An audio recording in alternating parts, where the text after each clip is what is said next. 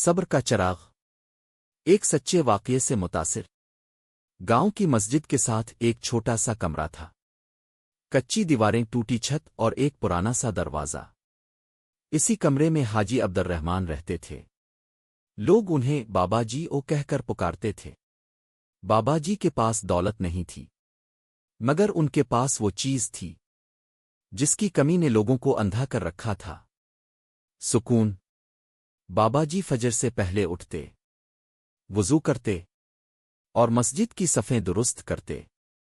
دن بھر وہ محنت مزدوری کرتے، کبھی کسی کے کھیت میں، کبھی کسی کی۔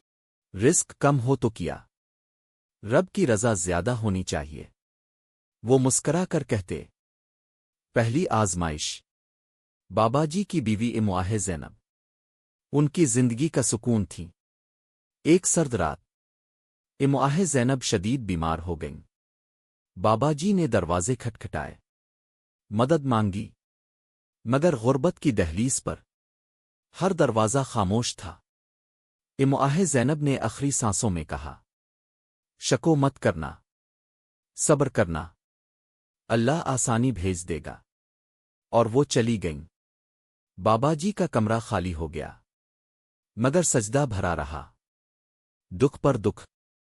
چند سال بعد بابا جی کا اکلوتا بیٹا شہر میں کام کرتے ہوئے حادثے کا شکار ہو گیا۔ لاش آئی، سہار الف نہیں۔ لوگ رو رہے تھے، مگر بابا جی کی آنکھیں خشک تھیں۔ انہوں نے صرف اتنا کہا، امانت واپس چلی گئی۔ اسی دن کئی لوگ ٹوٹ گئے، مگر بابا جی اور مضبوط ہو گئے۔ تکلیف کی حد، بڑھاپا آیا، جسم جواب دینے لگا۔ گاؤں والوں نے کہنا شروع کیا، بابا جی اب کسی کام کے نہیں رہے۔ کچھ نے طنز کیا، کچھ نے نظر انداز کیا۔ ایک رات بارش میں چھت ٹپکنے لگی۔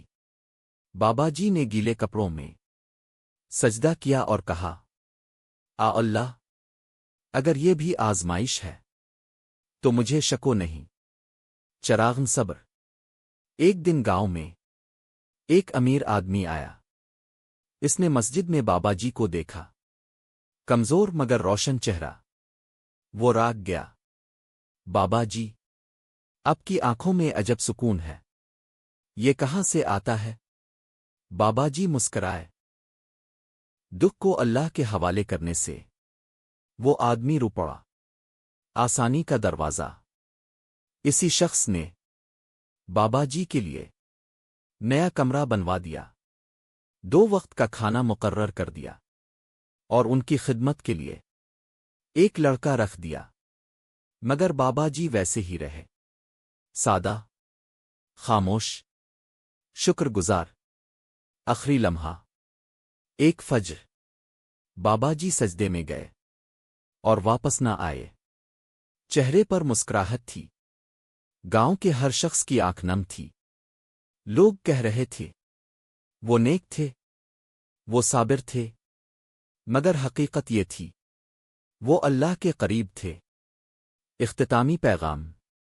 صبر شور نہیں مچاتا، مگر اس کا انعام آسمان ہلا دیتا ہے۔